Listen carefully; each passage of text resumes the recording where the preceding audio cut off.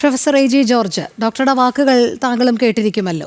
എത്ര ദയനീയമാണ് ആ ഡോക്ടർ പറയുന്നത്. അതായത് എരന്നും അപേക്ഷിച്ചുമൊക്കെ മതിയായി, ഇനി സർവീസിൽ തുടരണമോ എന്ന് തന്നെയാണ് ആലോചിക്കുന്നത് എന്നാണ് അദ്ദേഹം പറഞ്ഞത്. എന്ന് മാത്രമല്ല, മാധ്യമങ്ങളോട് ഇതൊക്കെ പങ്കുവച്ചതിന് ശേഷം ഇന്ന് ഞായറാഴ്ചയാണ് അദ്ദേഹം വീണ്ടും അദ്ദേഹത്തിൻ്റെ ഡ്യൂട്ടിയിലേക്ക് കയറുന്ന കാഴ്ച. ഒരു ദിവസം എന്തിനാണ് വീട്ടിലിരിക്കുന്നത് എന്ന് ചോദിച്ചുകൊണ്ട് വീണ്ടും മെഡിക്കൽ കോളേജിലേക്ക് യാത്രയാകുന്നതും നമ്മൾ കണ്ടതാണ്.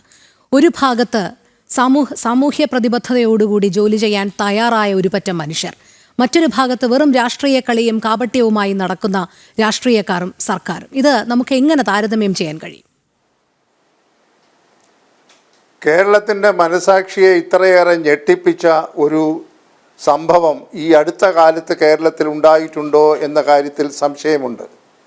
സാധാരണ മനുഷ്യരായിട്ടുള്ള ആളുകളുടെ വികാരങ്ങളെ ഇത്രയും അധികം തൊട്ടുണർത്തിയ അതിപ്രശസ്തനായിട്ടുള്ള ഒരു ഡോക്ടറിൻ്റെ വാക്കുകൾ യഥാർത്ഥത്തിൽ അധികാര സ്ഥാനത്തിരിക്കുന്ന ആളുകളുടെ കണ്ണുകൾ തുറപ്പിക്കുന്നില്ല എങ്കിൽ അവരാ സ്ഥാനത്തിരിക്കാൻ യാതൊരു യോഗ്യതയുമുള്ളവരല്ല എന്ന് പറയേണ്ടതായിട്ട് വരും. എത്ര സത്യസന്ധമായിട്ടാണ് കേരളത്തിലെ അറിയപ്പെടുന്ന ഏറ്റവും പ്രശസ്തമായിട്ടുള്ള മെഡിക്കൽ കോളേജിലെ അതീവ പ്രാധാന്യത്തോടുകൂടിയുള്ള ഒരു വകുപ്പിൻ്റെ അധ്യക്ഷനായ ഉന്നത ബിരുദധാരിയായ ഏതാണ്ട് 56 വയസ്സ് പ്രായമുള്ള ഒരു ഡോക്ടർ പറഞ്ഞിരിക്കുന്ന വാക്കുകൾ. അദ്ദേഹം പറയുന്ന വാക്കുകൾ ശ്രദ്ധിച്ചാൽ സാമാന്യ ബുദ്ധിയുള്ളവർക്ക് മനസ്സിലാകും വളരെ സത്യസന്ധമായിട്ടാണ് അദ്ദേഹം കാര്യങ്ങൾ പറയുന്നത്. അദ്ദേഹം ഇന്നലെ മുതൽ അദ്ദേഹത്തിൻ്റെ ഫേസ്ബുക്കിലും അതുപോലെ പൊതുസമൂഹത്തോടും വാർത്താമാധ്യമങ്ങളോടും അദ്ദേഹം പറയുന്ന വാക്കുകളിൽ യാതൊരു തരത്തിലുള്ള പൊരുത്തക്കേടുകളുമില്ല. അദ്ദേഹം വളരെ ആത്മാർത്ഥമായി ഹൃദയത്തിൽ തൊട്ടുകൊണ്ട് അദ്ദേഹം പറയുകയാണ്, ഞാൻ സാധാരണ ജനങ്ങളെ സഹായിക്കാൻ വേണ്ടി ഒരു പൊതുസ്ഥാപനത്തിൽ പഠിച്ച് ഒരു ഡോക്ടറായ ആളാണ്. എന്നെ സംബന്ധിച്ചിടത്തോളം എനിക്ക് ഈ പാവപ്പെട്ട ആളുകൾ എൻ്റെ അടുത്ത് വരുമ്പോൾ അവരുടെ മുഖം കാണുമ്പോൾ ഞാൻ ആശ്ചര്യമായി ഹൃദയസ്പർശിയായിട്ടാണ് അവരോട് ഇടപെട്ടുകൊണ്ടിരിക്കുന്നതും അവരുടെ പ്രശ്നങ്ങൾ പരിഹരിക്കുന്നതിന് വേണ്ടി ആത്മാർത്ഥമായി ശ്രമിക്കുന്നത്. എന്നാൽ ദയനീയം എന്ന് പറയട്ടെ, എൻ്റെ ഈ ആത്മാർത്ഥമായ പ്രവർത്തനങ്ങൾക്ക് യാതൊരു തരത്തിലുള്ള പിന്തുണയും ലഭിക്കാത്തതായ ഒരു ഭരണ സംവിധാനമാണ് ഈ സംസ്ഥാനത്ത് നിലനിൽക്കുന്നത് എന്നതാണ് യഥാർത്ഥത്തിൽ വളരെ ഗൗരവമായ വിഷയം. ഇതിനെ യാതൊരു കാരണവശാലും രാഷ്ട്രീയവൽക്കരിച്ച് കാണേണ്ട ഒരു കാര്യമല്ല. ഇതിൻ്റെ നാൾവഴി പരിശോധിക്കുമ്പോൾ അദ്ദേഹം തന്നെ മുൻപ് പറഞ്ഞ പല കാര്യങ്ങളും സാമൂഹ്യ മാധ്യമങ്ങളിലൊക്കെ അദ്ദേഹം ഇട്ട പോസ്റ്റുകളെ സംബന്ധിച്ചൊക്കെ മാധ്യമപ്രവർത്തകർ തന്നെ ഇന്ന് പറഞ്ഞിട്ടുണ്ട്.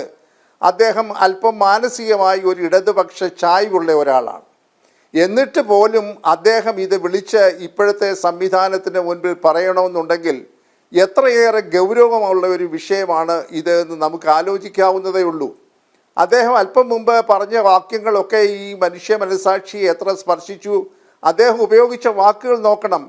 എൻ്റെ ചെരുപ്പ് തേഞ്ഞു, ഞാൻ ഭിക്ഷയാചിച്ചല്ലെങ്കിൽ ഇരുന്നാണ് ഞാൻ ഓപ്പറേഷൻ നടത്തുന്നത്. കേൾക്കണം, അദ്ദേഹം കേരളത്തിലെ ചരിത്രമുറങ്ങുന്നതായിട്ടുള്ള ഏറ്റവും പ്രശസ്തമായിട്ടുള്ള ഒരു മെഡിക്കൽ കോളേജിലെ യൂറോളജിയുടെ വകുപ്പ് അധ്യക്ഷനാണ് ഈ വാക്കുകൾ ഉപയോഗിക്കുന്നതെന്ന് ഓർക്കണം.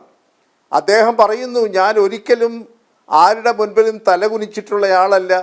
പക്ഷേ ഇപ്പോൾ സാധാരണക്കാരായിട്ടുള്ള ഓഫീസിലെ ക്ലാർക്കന്മാരെ പോലും അവരാരും മോശക്കാരായിട്ടല്ല, സാറേ സാറേ എന്ന് വിളിച്ചുകൊണ്ട് നടക്കേണ്ട ഒരവസ്ഥയാണ് എനിക്കുണ്ടായത്.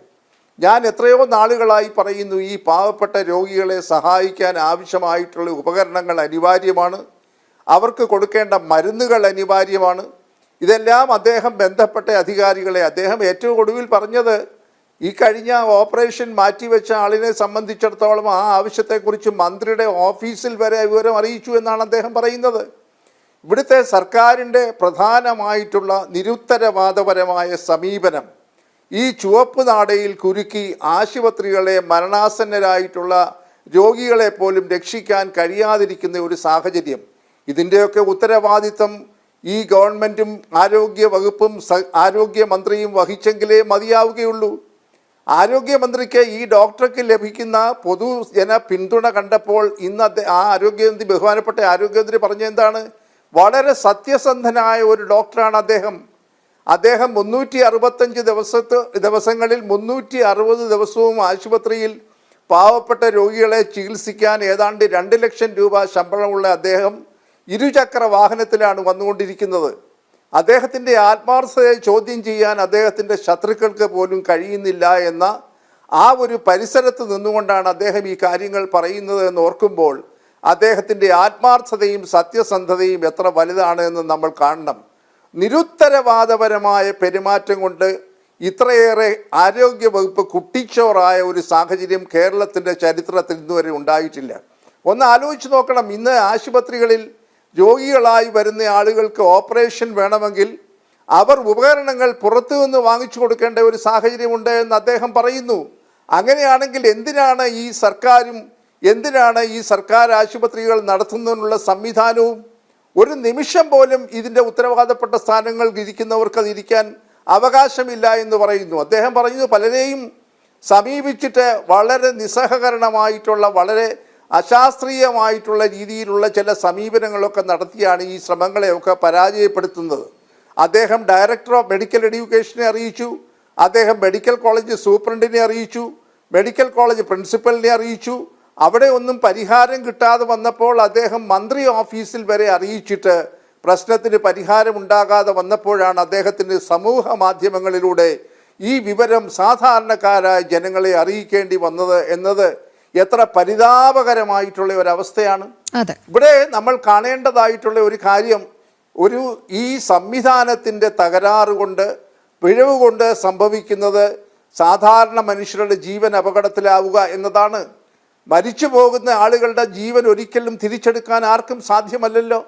അദ്ദേഹം പറയുന്നു ഇവിടെ ഓപ്പറേഷനുകൾ തടയുകയാണ്. ഇവിടെ ഏറ്റവും ഒടുവിൽ അദ്ദേഹം ഹൃദയസ്പർശിയായി പറഞ്ഞൊരു സംഭവം കൂടെ പരാമർശിക്കാതിരിക്കാൻ നിവർത്തിയില്ല. അദ്ദേഹത്തിൻ്റെ മകൻ്റെ പ്രായമുള്ള അഗ്രികൾച്ചറൽ കോളേജിൽ പഠിക്കുന്ന ഒരു വിദ്യാർത്ഥി, 23 വയസ്സുള്ള വിദ്യാർത്ഥി, ബ്ലാഡർ സ്റ്റോൺ അല്ലെങ്കിൽ വൃക്കയിലെ കല്ല് നീക്കം ചെയ്യുന്നതിനായിട്ടാണ് ആശുപത്രിയിൽ അഭയം തേടിയത്.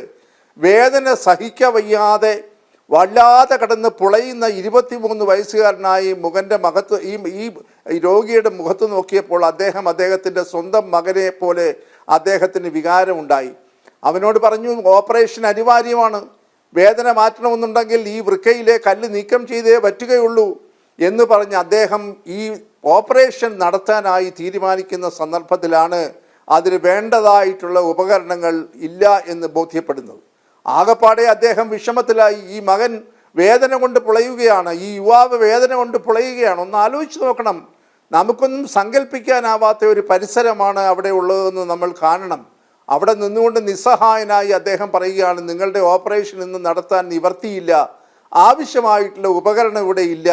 ഞാൻ ഈ ഉപകരണം തേടി കുറച്ച് നാളുകളായി ബന്ധപ്പെട്ട ആളുകളെ സമീപിച്ചുകൊണ്ടിരിക്കുകയാണ് എന്നൊക്കെ അദ്ദേഹം പറയുമ്പോഴും വേദന കൊണ്ട് പുളയുന്ന ഒരു യുവാവിൻ്റെ ചിത്രമാണ് മനുഷ്യ മനസാക്ഷിയെ ഏറെ വേദനിപ്പിച്ചത് എന്നതാണ്.